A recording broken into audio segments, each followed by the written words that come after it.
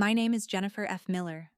I am 29 years old, and the afternoon I heard my boyfriend tell his coworkers that he was basically single was the afternoon our 3-year relationship ended without him even realizing it.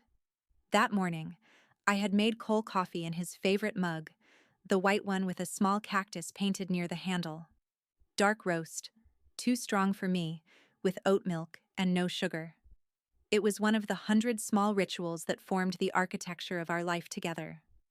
Cole and I met at a friend's disastrous barbecue, where we bonded over a vegetable burger burned so badly that neither of us could identify what it had once been.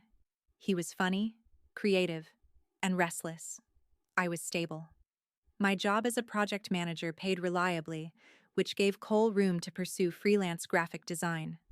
When clients paid late, I covered his rent. When his laptop failed before a deadline, I bought the replacement and told him we could figure out repayment later. Later never came. I did not mind. I believed that was what partners did. A month earlier, I had been accepted into an MBA program I had wanted for years. When I showed Cole the email, he kissed my cheek. "That's amazing," he said. "But is now really the right time?" His freelance work was slow.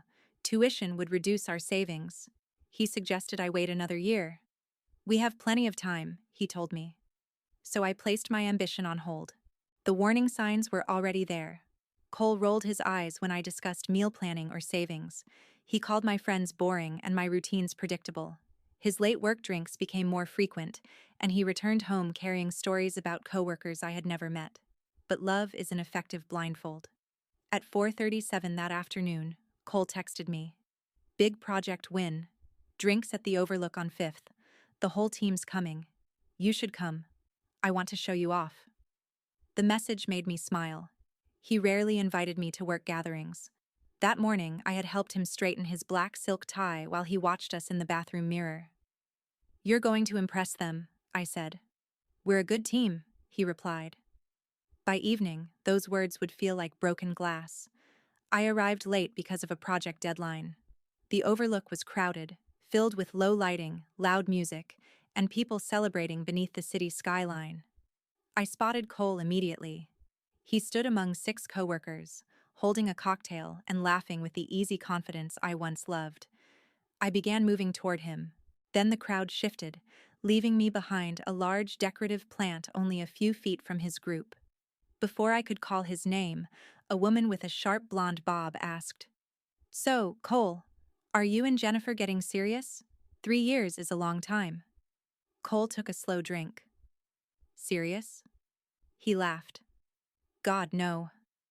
My feet stopped moving. A man beside him frowned. "But you live together." Cole leaned closer to the group. "I'm basically single. Jennifer is just convenient for now." The words hollowed out my chest. The blonde woman asked, "Convenient how?" "She pays half the rent on a great apartment. She fixes things when they go wrong. She's comfortable and doesn't demand much." He smiled. "It's a placeholder situation." Someone laughed. Cole continued, "I'm keeping my options open.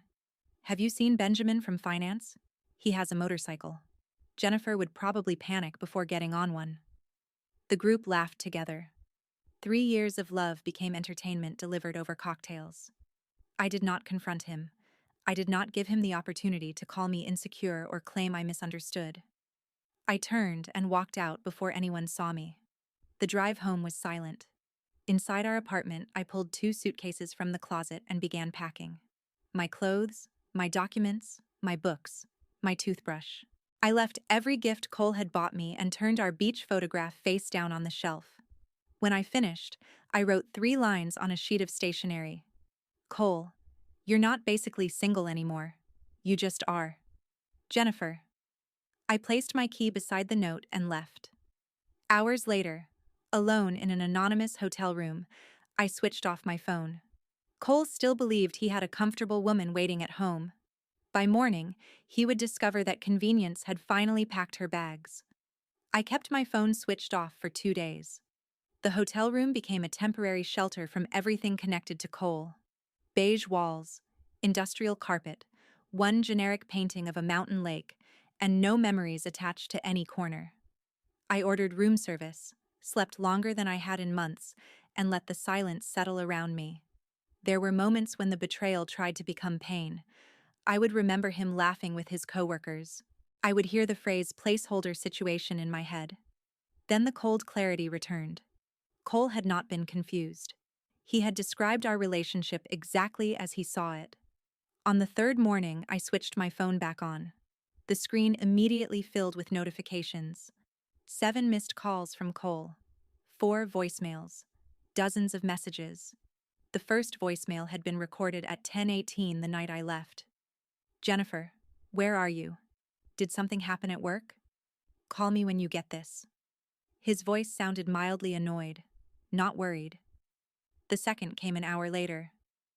Okay, this isn't funny. Your clothes are gone. What does this note mean? Call me right now. By morning, the texts became increasingly frantic. Are you having some kind of breakdown? You can't leave without talking to me. This is our apartment. Then he finally understood. Is this about what I said at the bar? You were there? My thumb hovered above the screen, but I did not reply. Another message arrived 15 minutes later. That was just workplace talk. I was showing off. You can't seriously take that literally. Workplace talk. As though humiliating me became harmless because he performed it for colleagues. At 1:15, he wrote, You are overreacting. 3 years should mean more than one stupid joke. I read the message twice. 3 years had meant enough for me to delay graduate school, cover his expenses, and make his coffee every morning. To Cole, 3 years were a joke he expected me to absorb quietly. I placed the phone face down. That afternoon, I contacted the property manager. Both our names were on the lease, but I explained that the relationship had ended and I had permanently vacated the apartment. There is an early termination fee, she warned. I'll cover my portion. Are you sure you don't want to work something out with the other tenant? I'm sure. Freedom cost money. I paid without hesitation. Within a week, I found a modern one-bedroom apartment close to work. It had white walls, large windows, and almost no furniture. It was perfect. There was no agreeable gray, chosen to satisfy Cole's aesthetic preferences. No work desk taking over the living room. No pile of unpaid invoices beside the refrigerator. Everything inside the apartment existed because I selected it. My phone remained the only connection to the life I had left. I checked Cole's muted messages once each evening. During the second week, his anger softened. Jennifer, please. I was stupid. They were pressuring me. You are the best thing that ever happened to me. Then came the first I love you. It did not feel romantic. It felt transactional. His affection appeared only after the rent, stability, and emotional support disappeared. A few days later, one of his coworkers called. I recognized Sarah's name from stories Cole had told me. I let the call go to voicemail. Jennifer, I know things ended badly, but you need to be the bigger person. Cole is devastated. He cannot afford the apartment alone, and everyone at work knows what happened. He needs you. That was the entire argument. Cole needed me. Nobody asked what I needed. I deleted the voicemail. By the end of the month, Cole had to leave the apartment. He moved back into his mother's house, and from what mutual friends told me, the arrangement was humiliating for him. He blamed me. His messages changed again. I have to move because of you. My mother keeps treating me like a child. You destroyed our home.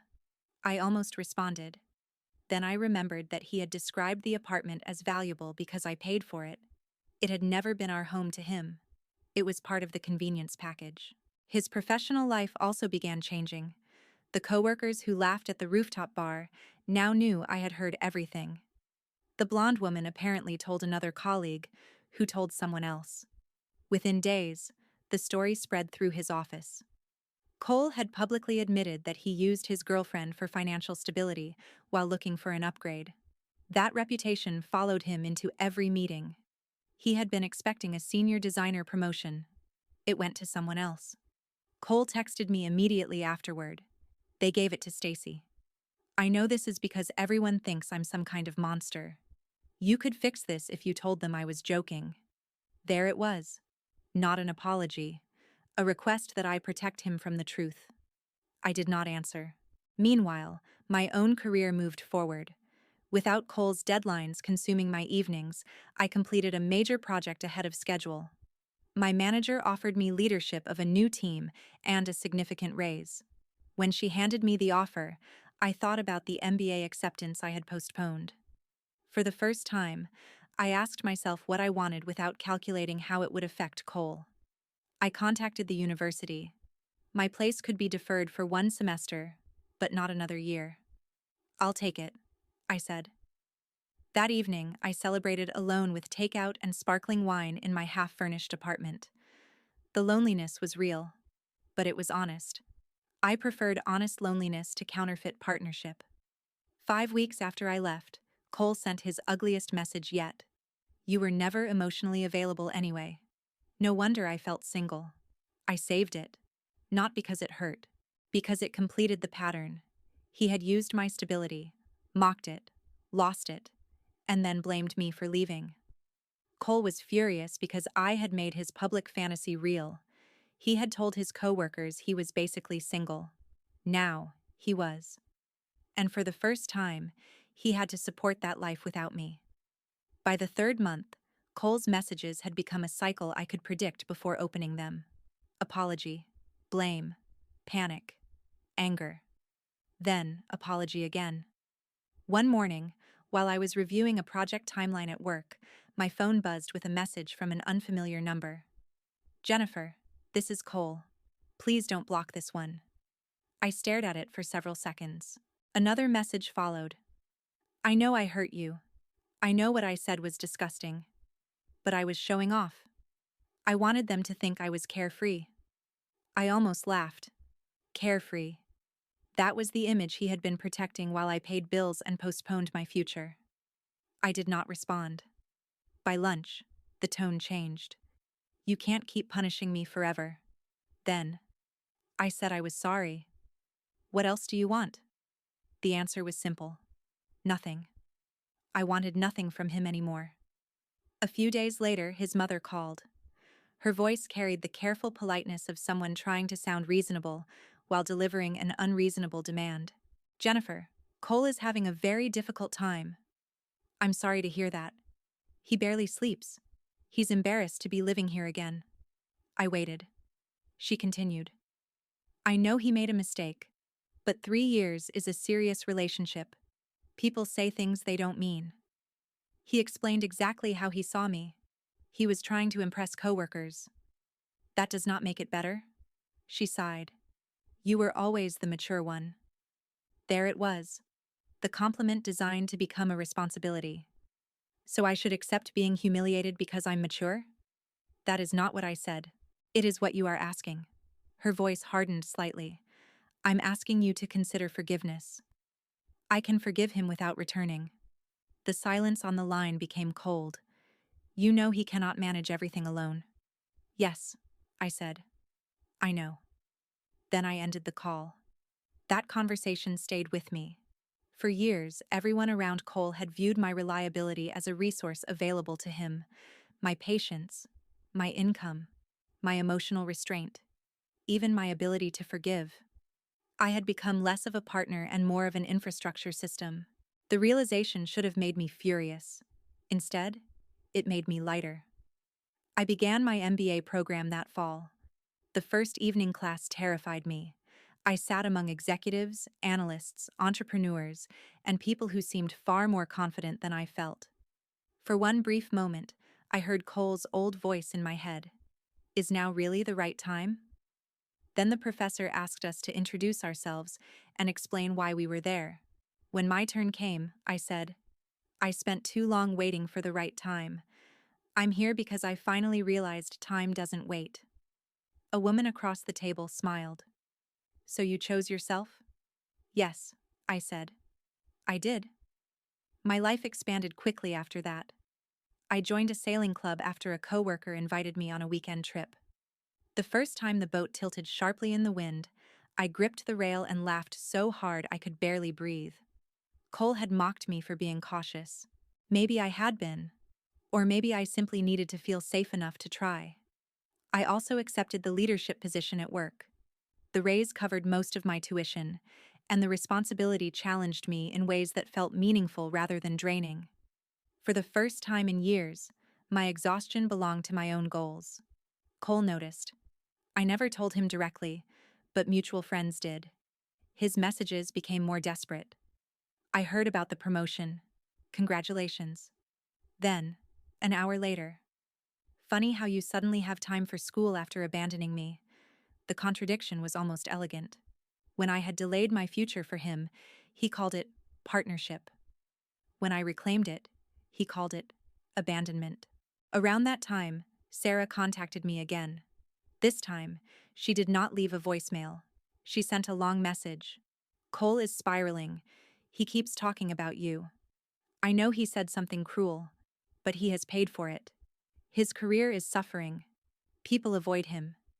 His mother wants him out. You're doing well now. Couldn't you at least meet him once?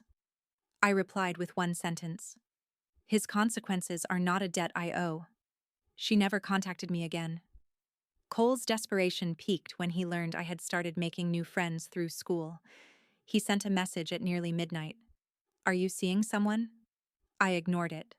Another arrived. Was there already someone else? Is that why you left so easily? That accusation almost hurt because it revealed how little he understood me. I had not left easily. I had left quietly. There was a difference. Silence was not proof of indifference. It was how I survived the first weeks without letting him talk me out of what I knew. One Saturday morning, I received a call from Marcus, an old mutual friend. I thought you should know, he said. Cole has been asking where you live. My body went still. Did you tell him? No. Has anyone? I don't think so, but he asked about your office and your class schedule. The concern in Marcus's voice made the situation feel different. Until then, Cole's messages had been exhausting but distant. Now he was trying to enter my physical space again. I informed building security at work and spoke with the university administration. I did not dramatize it. I simply prepared. 2 weeks passed without incident. Then, one rainy morning, I saw him through the window of the coffee shop near my office. He stood beneath the awning, staring inside. His clothes looked rumpled. His hair was unwashed. The man who once performed confidence at rooftop bars now seemed almost transparent. Our eyes met through the glass. For a second, neither of us moved. Then he reached for the door. The bell above it chimed softly as he stepped inside.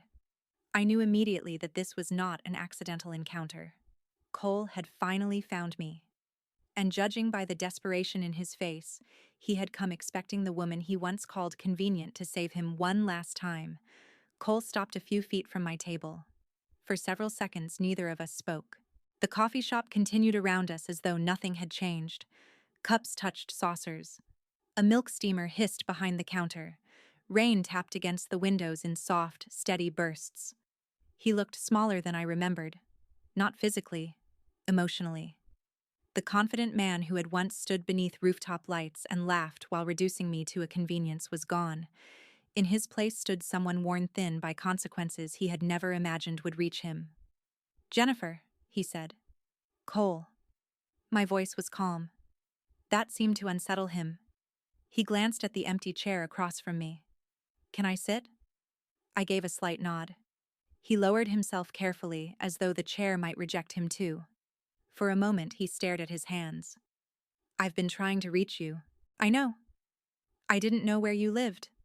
That was intentional. His eyes lifted. There was hurt in them, but also accusation. You really disappeared. You told your coworkers you were basically single. He flinched. I know what I said. Then you know why I left. Cole drew a shaky breath. I had to move back in with my mother. I said nothing. She treats me like I'm 15. Every day she asks why I ruined my life. That sounds uncomfortable. His expression tightened. My work has become unbearable. Everyone knows. They look at me like I'm some kind of user. You described yourself that way. I was showing off. And I was the price of admission. He leaned forward. I lost the promotion. I heard. Stacy got it. She deserved it. Cole stared at me, stunned. You don't even know her. I know she did not publicly admit to exploiting her partner. His jaw clenched. You sound cruel. I looked at him quietly. Months earlier, that word might have made me question myself. Now it simply revealed that he still believed my compassion should exist without limits. I'm being honest, I said. Honest? His voice rose slightly. You left without saying anything. You packed everything while I was out and vanished. Do you know what it felt like to walk into that apartment and realize you were gone? Yes. He blinked. I continued. It probably felt like discovering that the person you loved had already removed you emotionally. I know exactly what that feels like. His face changed. The anger weakened for a moment. Jennifer, I never stopped loving you.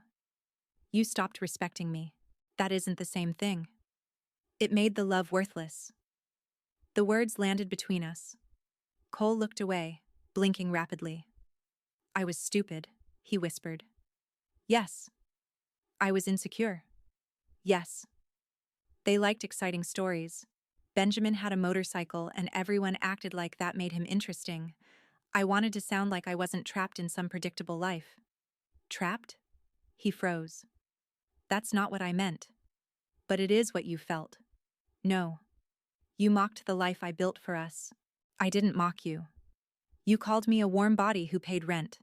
His eyes filled. I didn't mean it. You said it with remarkable detail for something you did not mean. A woman at a nearby table glanced over, then quickly returned to her laptop. Cole lowered his voice. I was drunk. You were coherent enough to explain every benefit I provided. He rubbed both hands over his face. This has destroyed everything. No, Cole.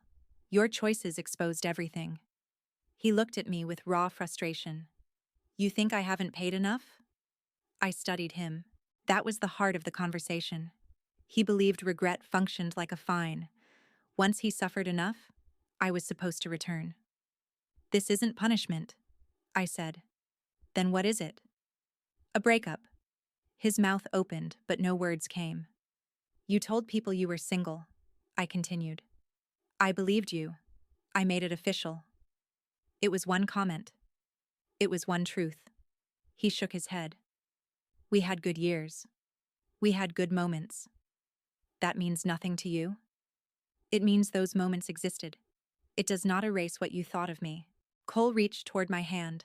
I moved it away. The gesture broke something in him. His eyes filled completely now. I lost you. Yes. I lost the apartment. Yes. My friends barely call. I remained silent. My mother wants me out. That is between you and your mother. My career is falling apart. That is between you and your employer. His voice cracked. I lost everything. No. I leaned forward. You lost access to everything I maintained for you. Cole stared at me. The truth moved across his face slowly. The rent, the meals, the reliable schedule, the emotional reassurance, the person who solved every problem before he had to feel its weight. He had not only lost a girlfriend, he had lost the system that made his life easier. You really think I only miss what you did for me? He asked. I think you miss me most when you need something. That's not fair. Your first messages were about the apartment. Your first apology came after you realized you could not afford it. You asked me to defend you at work. You contacted me after your promotion disappeared. His shoulders sagged. I love you. No, Cole. You love how safe I made you feel while you kept your options open. He began crying openly. A year earlier, I would have crossed the table and comforted him. My body almost remembered the motion, but I stayed still. Please, he said. I can change. Maybe you can. I'll support your MBA. I'll stop going out. I'll show everyone I was wrong. You should change because you understand what you did, not because you want your old life returned. I do understand. Then respect my decision. His expression hardened beneath the tears. So you're just going to watch me drown? There it was. The final manipulation. I closed my laptop and slipped it into my bag. I'm not watching you at all. He looked confused. I stopped watching you the night I left the apartment. Your life, your struggles, and your consequences have nothing to do with me anymore. Jennifer, I have moved on. You can't mean that. I do. I stood. Cole remained seated, staring up at me as though he was seeing a stranger. Perhaps he was. The woman who once delayed her future to protect him no longer existed. I hope you become better, I said. His voice came out bitter. You think you're better than me now? No. I adjusted the strap of my bag. I finally understand I don't have to become smaller just because you are uncomfortable with who I am. The words silenced him. I walked toward the door. Behind me, Cole called my name once. I did not turn. The bell chimed as I stepped outside into the rain. The air was cool, clean, and sharp against my face. For months, I had imagined that confronting Cole might bring anger rushing back. Instead, I felt only peace. He had come looking for the convenient woman who fixed his life. She was gone, and I had no intention of bringing her back. After the coffee shop, Cole stopped contacting me. At first, I expected another message from a new number, another voicemail from his mother, or another friend explaining that I was responsible for saving him from the consequences of his own choices. Nothing came. The silence felt different this time. It was no longer the tense silence of waiting for the next intrusion. It was peace. My MBA classes became more demanding as the semester continued. I spent late evenings studying financial models, leadership cases, and strategies that once would have intimidated me. There were nights when I returned to my apartment exhausted, dropped my bag beside the door, and ate dinner standing at the kitchen counter. But the exhaustion felt honest. I was tired because I was building my own future, not because I was carrying someone who mocked the weight of what I provided. The sailing club became part of my weekends. The first few trips had frightened me. Every sudden turn made me grip the rail, and every strong gust reminded me how little control I had over the water. Eventually, I learned that control was not the same as confidence. Confidence was knowing how to respond when conditions changed. One Saturday, Marcus joined me for lunch after class.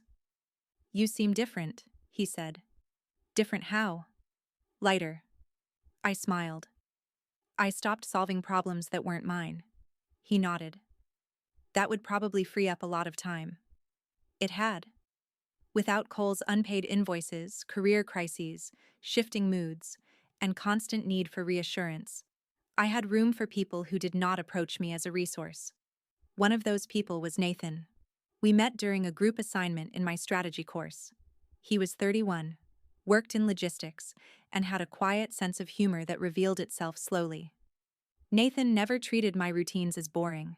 When I told him I meal prepped every Sunday, he asked for recipes. When I mentioned sailing, he admitted he was terrified of deep water, but still came to watch from the marina. Most importantly, he did not ask me to shrink my goals to make his life easier. Our first date was coffee. Nothing dramatic. No rooftop bar. No carefully performed excitement. We talked for nearly 3 hours. Before leaving, Nathan said, I like how seriously you take your future. The compliment struck somewhere deep. Cole had treated my stability as useful but embarrassing. Nathan saw it as part of me. We moved slowly. I needed that.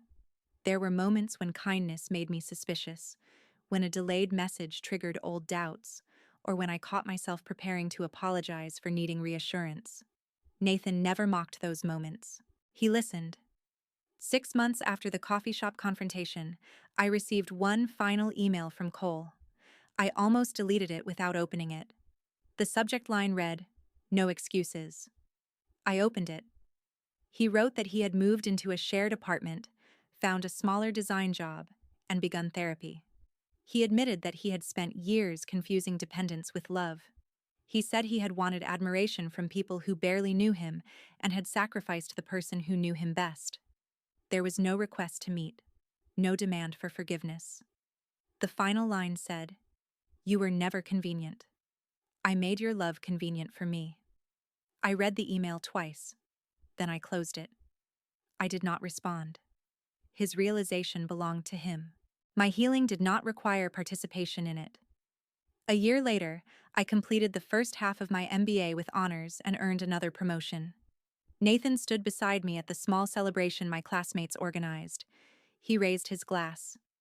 To Jennifer, who somehow manages to plan everything and still pretend she's spontaneous. Everyone laughed. I laughed too. There was no cruelty in it, no hidden contempt, just affection. That night, Nathan and I returned to my apartment. The walls were no longer empty.